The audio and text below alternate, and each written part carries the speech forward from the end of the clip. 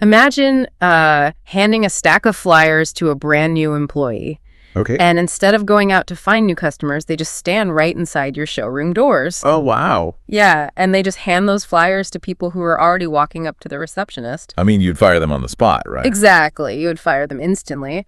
But right now, thousands of auto dealerships are paying Google's artificial intelligence to do, well, exactly that. Which is totally wild when you actually break it down. It is. So our mission today is unpacking the truth behind Google's Performance Max campaigns, which, everyone just calls PMax. Right.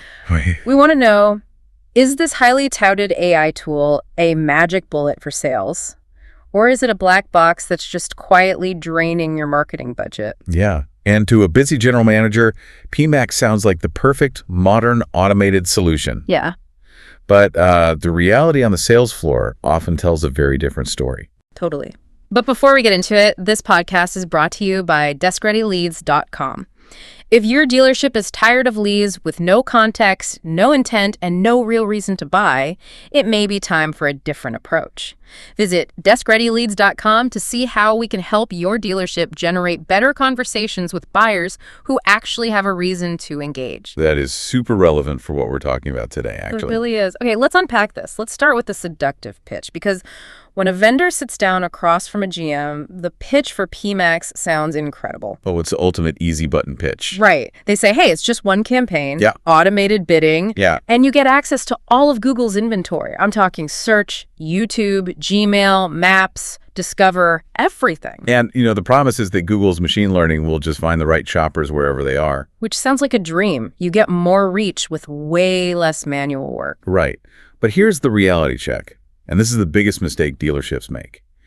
They assume that automation equals intelligence. And it doesn't. Not at all. PMax only knows what you tell it to value. I mean, it's like hiring a hyper-efficient, super-fast robotic intern. Yes. It works at lightning speed, but it literally has zero common sense. That is the perfect analogy. Yeah. Because the AI does not inherently know that, say, a form fill from someone who never answers the phone is completely useless. Right. It doesn't know that your sales team hates certain leads because they never actually show up to the lot.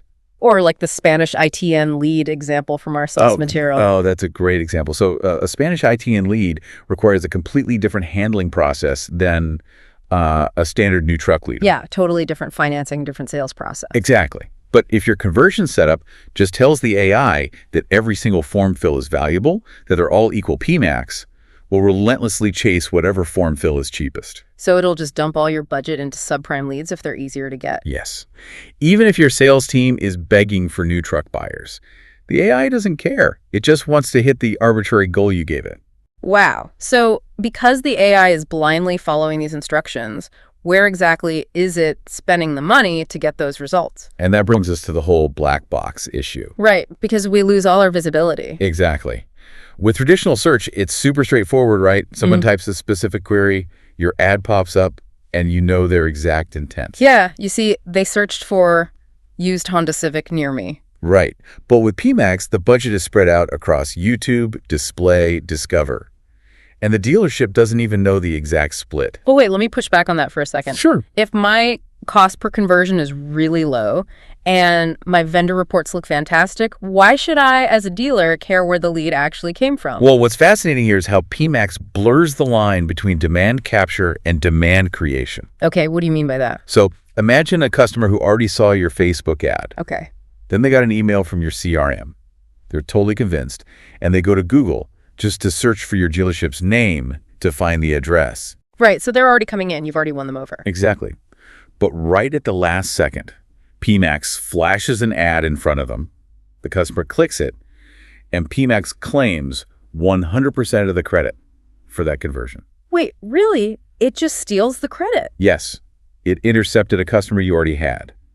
The AI didn't create that demand, it just captured it at the finish line. Oh, I see. So the dealership is essentially paying extra for demand they had already generated through other channels. Precisely. It looks like growth on the spreadsheet, but it's really just a credit-stealing phenomenon. That is infuriating. So if the system is busy taking credit for existing demand, how does it handle the actual new demand it's supposed to be finding? Well, it all comes down to the raw materials it's fed, the whole garbage in, garbage out concept. Right. Because PMax is often tied directly to a dealership's vehicle inventory feeds, right? Yeah, exactly. I mean, you can't put a shiny AI bow on a broken product if a feed has bad pricing or missing photos or wrong availability. PMax doesn't fix any of that. No, it just takes that mess and advertises it at scale. Right, it just throws generic assets like boring photos and generic shop now copy all over the internet. And there's a highly specific, honestly pretty risky feature that makes this even worse. It's called final URL expansion. Oh, I remember reading about this. This is where Google just decides to send a customer wherever it wants, right? Basically, yeah. Google might send a